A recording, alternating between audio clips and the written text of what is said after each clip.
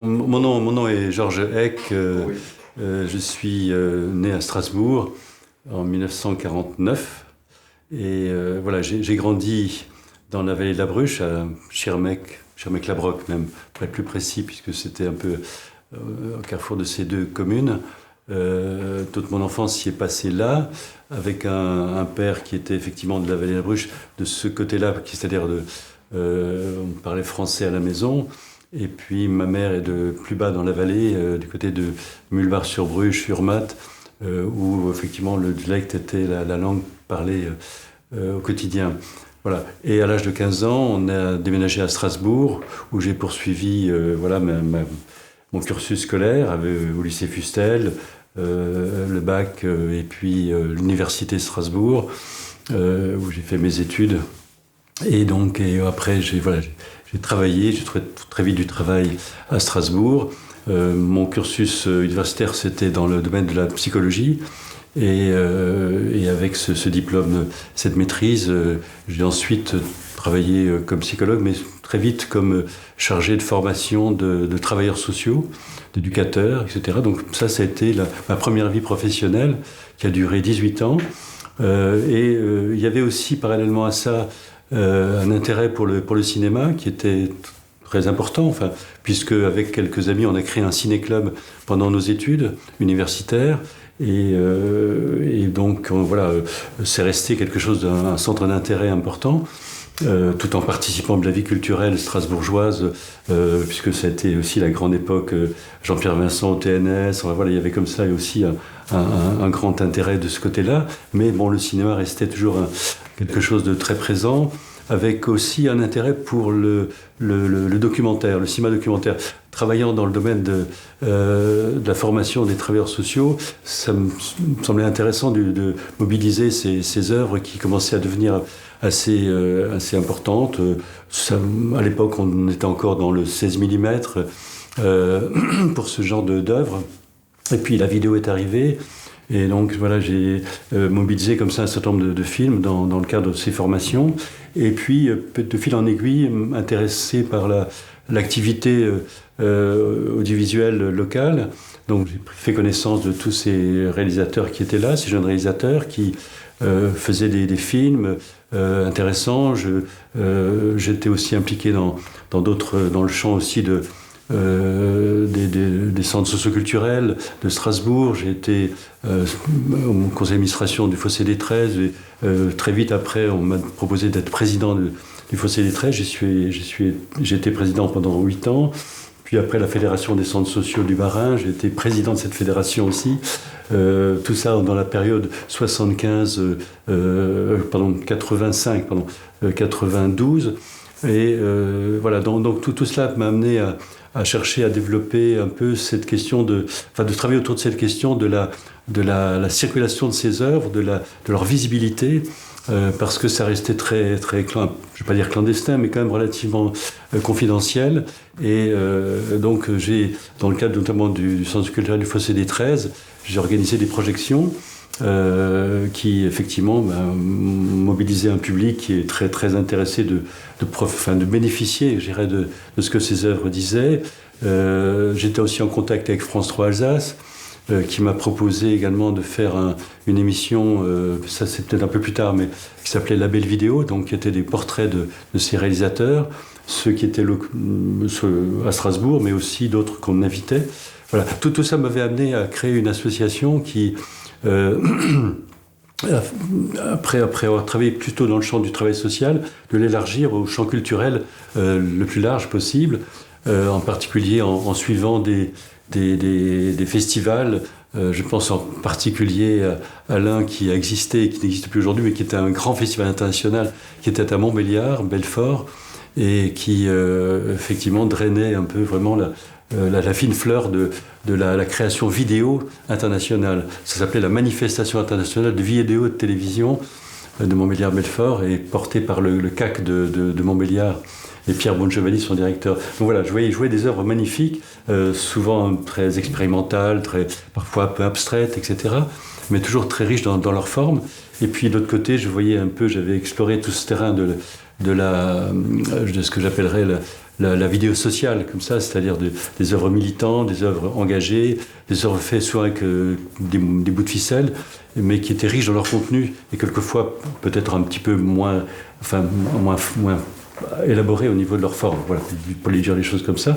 Donc tout ça m'a donné envie de réunir les deux, de faire se rencontrer les deux, et de créer aussi cette association, donc en 1989, Vidéo les Beaux Jours, qui a tout de suite pris beaucoup d'ampleur et qui m'a amené à décider de m'en occuper à plein temps, si je puis dire, donc de devenir directeur de cette association en 92.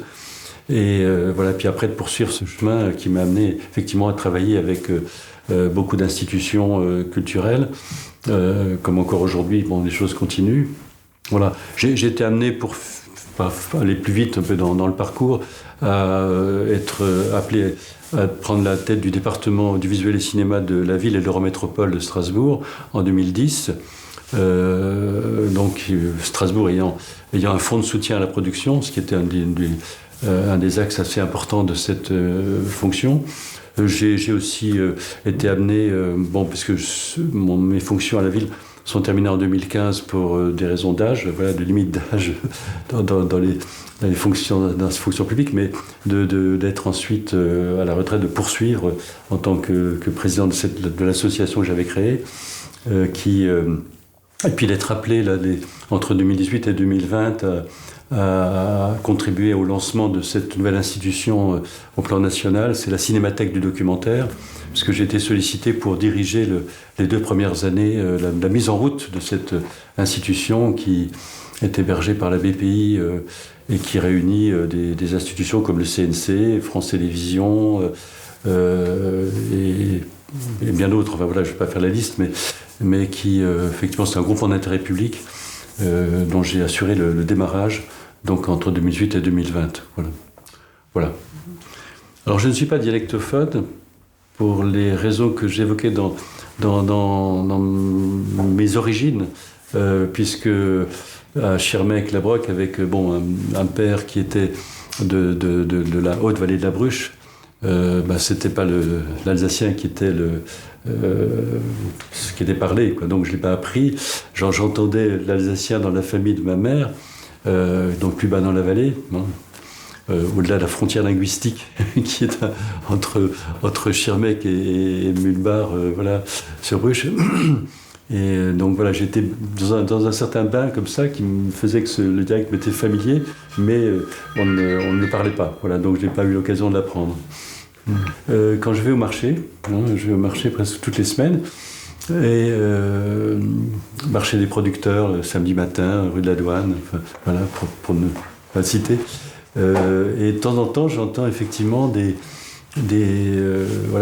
personnes qui s'adressent aux marchands, enfin aux agriculteurs, enfin aux pisciculteurs, enfin, etc. Enfin, bref, se mettent à parler en alsacien, et des gens ces paysans qui sont là, que j'entendais parler français, je n'imaginais pas qu'ils parlaient alsacien. D'un coup, je vois qu'ils se mettent à parler très spontanément et avec manifestement beaucoup de plaisir, puisque ils ont l'occasion ce qui pour moi veut dire que quelque part, quand ils sont là chez eux, dans leur ferme ou dans leur pisciculture, etc., doivent parler comme ça au quotidien avec les gens qui sont leurs collaborateurs, mais qui donc ça c'est ce que je vois, quoi. C'est ce que je vois effectivement, et qui me semble moi assez sympathique, quoi.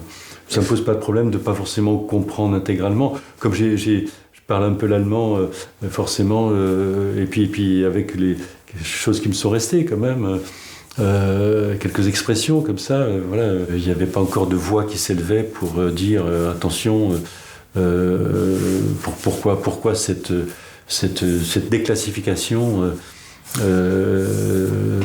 des gens, du dialecte, quoi, ou de la pratique du dialecte comme langue d'échange au niveau social, quoi. Ça pouvait rester cantonné dans le milieu familial, dans le milieu rural. Enfin voilà, on peut vraiment trouver les deux, peut-être, les deux termes. Je n'ai pas fait d'études sur la question, mais bon, là, puisqu'on en parle, c'est comme ça que ça me viendrait un peu spontanément, de trouver les deux éléments qui sont là et que vous avez dû sûrement pointer, plus d'une fois. J'ai l'impression qu'il y a une sorte comment dire, de plaisir à ce que le dialecte continue comme ça, mais même si il a été un peu marginalisé avec le temps, forcément, hein, surtout dans une grande ville comme Strasbourg, évidemment, qui est une ville qui est, voilà, où le dialecte s'entend beaucoup moins que dans des villages, bien entendu, et avec le côté international aussi de Strasbourg. Voilà.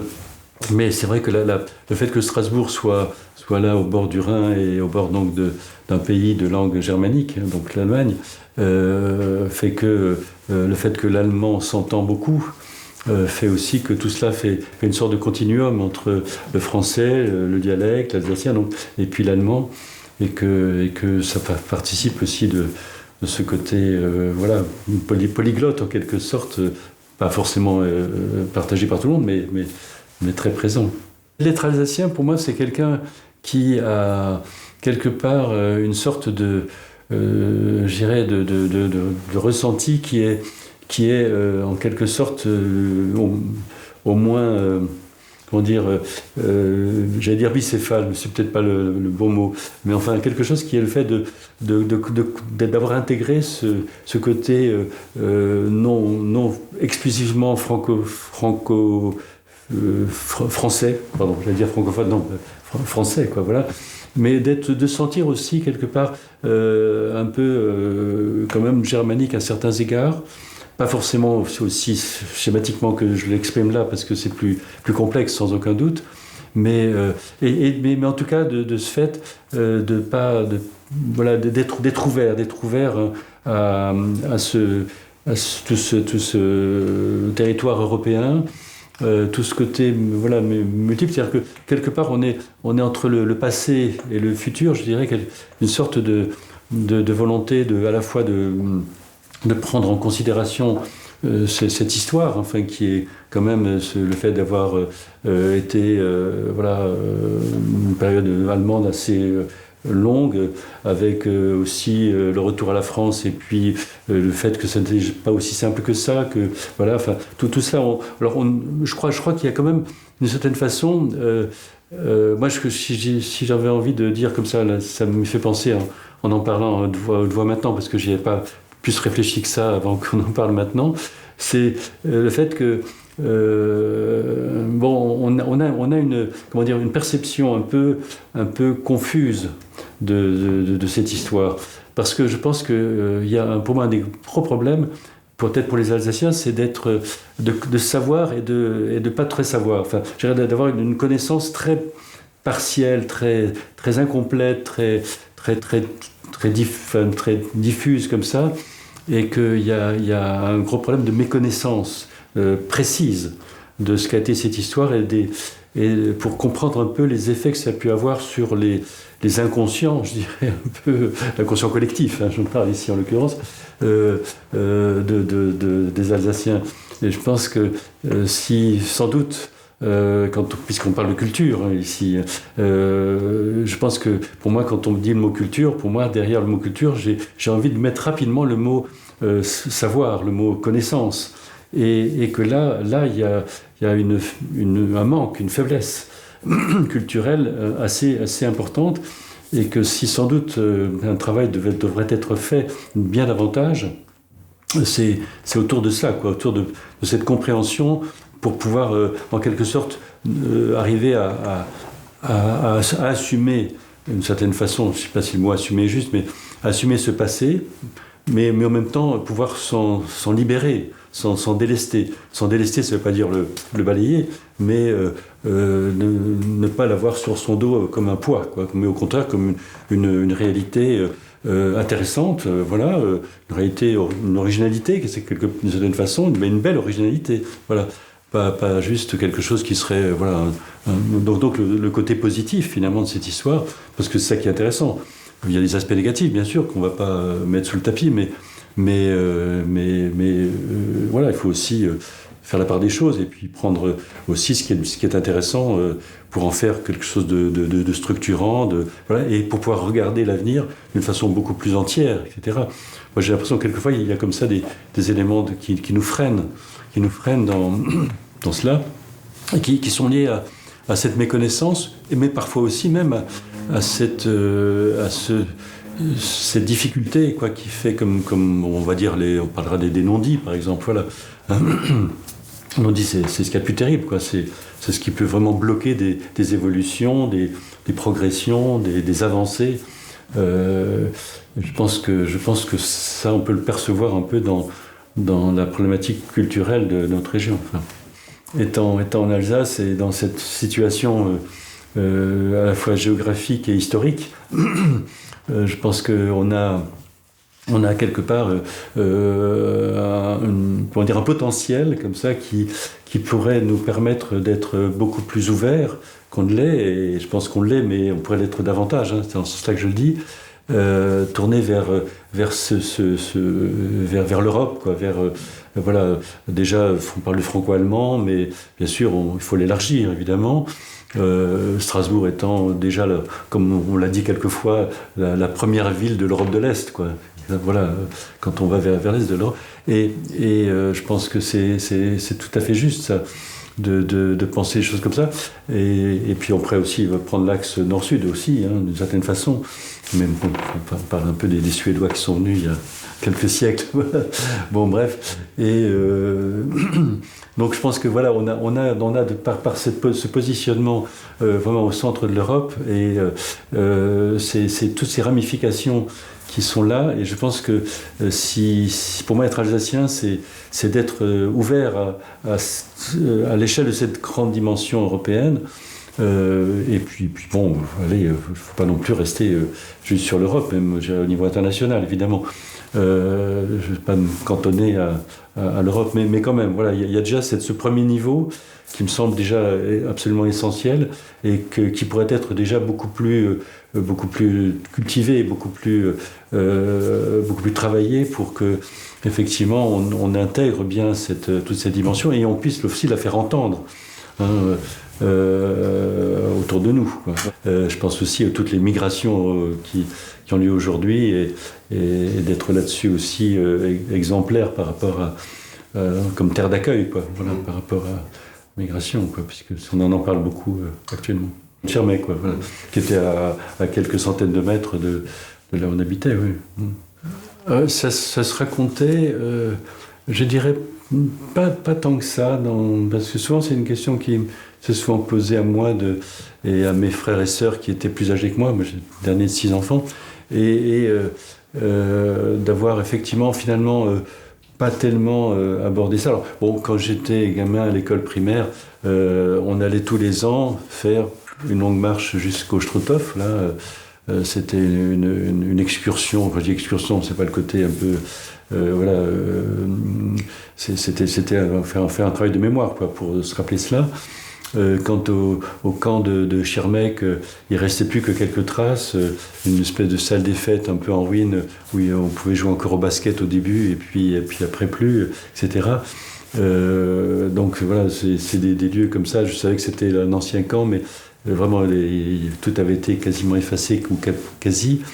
Mais voilà, donc ça se disait, mais d'une façon relativement peut-être réduite. Je trouve que voilà, il y avait quelque chose qui était, voilà, c'est une page qui était tournée, mais au quotidien, j'entends, hein, je veux dire, c'est vrai que c'était pas assez peu.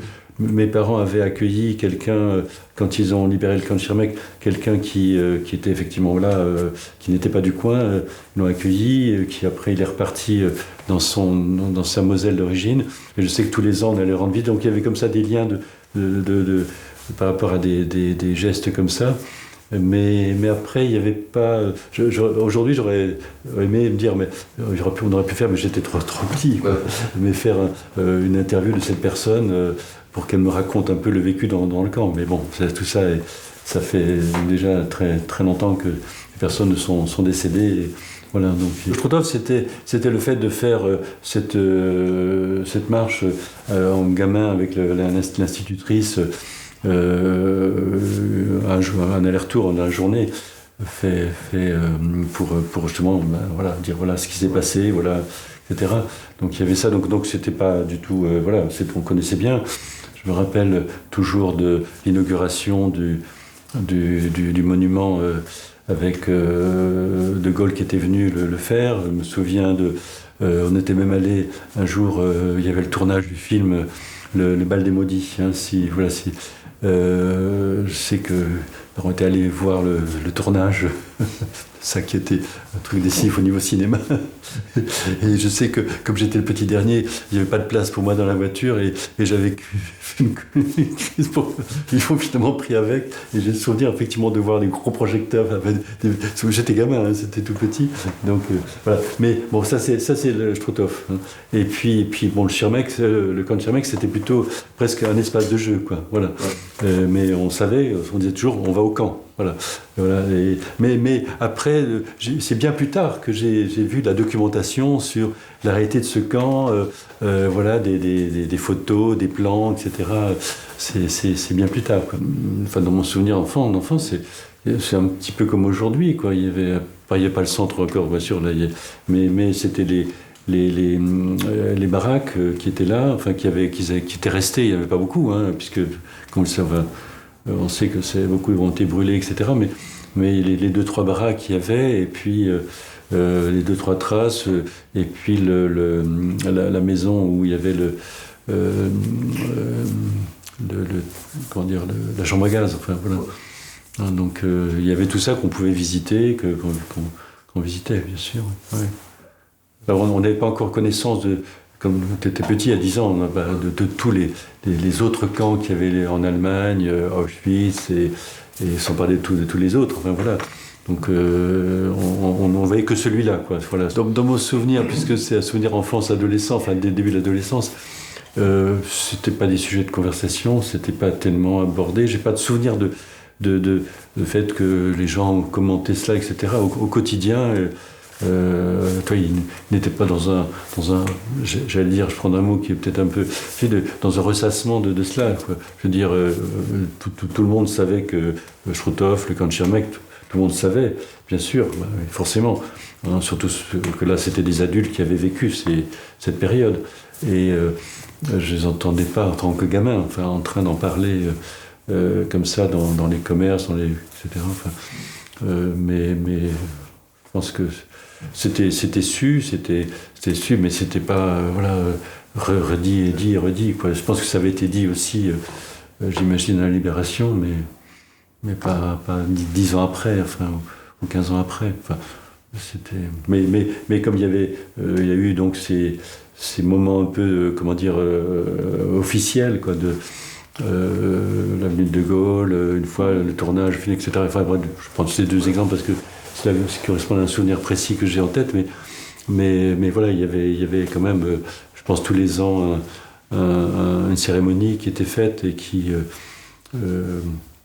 disait que quelques personnes devaient sûrement venir. Enfin, voilà, je ne sais pas dire, pas toute la population évidemment, mais je pense qu'il y avait comme ça des. On disait toujours on appelait toujours ce quartier le camp. Donc c'est quand même déjà le nom était là, ça veut dire que tout le monde avait conscience de ce qu'il avait été. Voilà.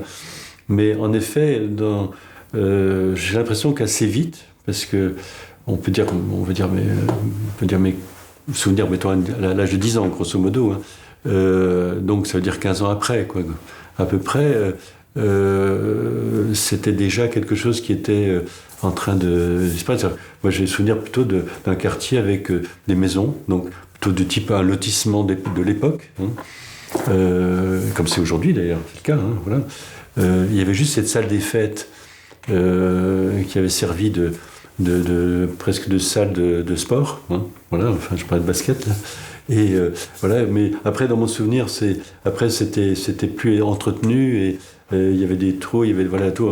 On y cherchait même les têtards des grenouilles dans les trous de plancher où il y avait de l'eau. Enfin bref, donc ça avait été laissé à l'abandon et puis ça a été rasé, mais beaucoup plus tard, j'ai l'impression. Donc c'était resté quelque chose qui était un peu à l'abandon.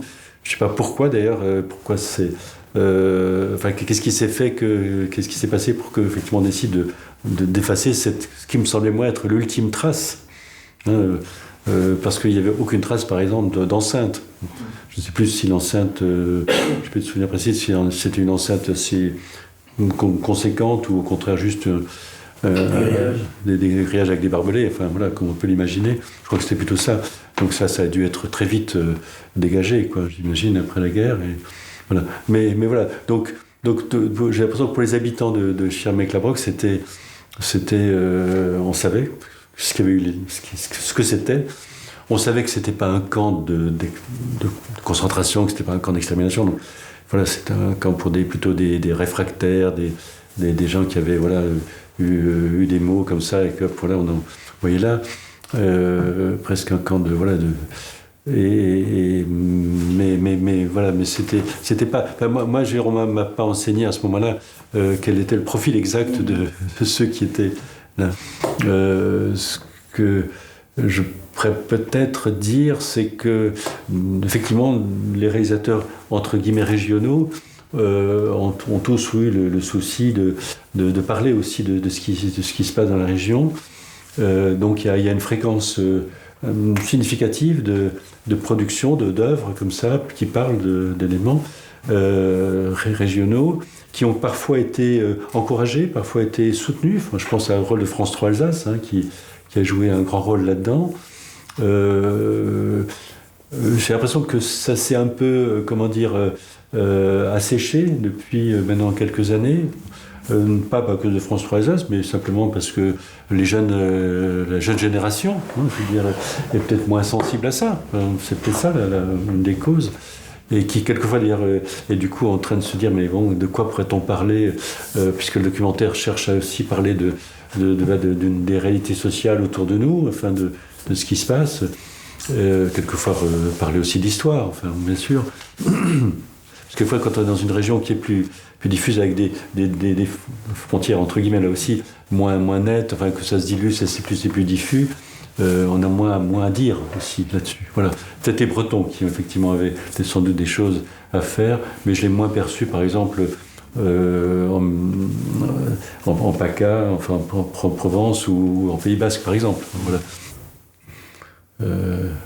On n'a jamais fait de réalisateur de film sur, par exemple, le pasteur Oberlin. C'est curieux. Identité alsacienne. Moi, je sais que quand, en ce qui me concerne, quand je suis ailleurs, voilà, je suis très, comment dire, je ne vais pas dire fier, heureux, je ne sais pas quel mot fier. Enfin bref, j'ai plaisir à le dire, voilà, que je viens d'ici, Strasbourg, Alsace, etc. Donc ça veut bien dire que quelque part, il y aurait une identité. Mais après, pour la définir, oui, si, c'est ce que on disait tout à l'heure, c'est si effectivement je dois l'expliquer à des gens, souvent je parle aussi de notre positionnement dans les deux sens que j'évoquais, historique et géographique. Géographique évidemment parce que c'est voilà, le pays où on est quand on a la météo ces derniers matins, on dit il fait 10 degrés à Strasbourg et 20 degrés à l'ouest et au sud. Non, je blague. Donc pays où il y a un certain climat, mais il y a aussi surtout bien sûr cette proximité avec l'Allemagne, ce côté transfrontalier, franco-germanique, ce côté un peu pluriel sur le plan européen. Et puis alors sur le plan historique, c'est un peu plus compliqué parce qu'en plus diffus, on n'est pas là pour dire oui, on a vu sous 1870, etc. On n'y revient pas trop, quoi, bien sûr, parce que ça paraîtrait un peu vraiment du ressassement, par contre, là pour le coup. Mais bon, voilà, c'est là quelque part aussi, mais plus en arrière-fond, je dirais, voilà. Mais surtout, je crois dire le positionnement comme ça, ce que je disais tout à l'heure, la première ville de l'Est de l'Europe, quoi, voilà, de se sentir pas que français, quoi, voilà. On est français, bien sûr, fondamentalement, mais on est aussi plus que ça, quoi, je dirais.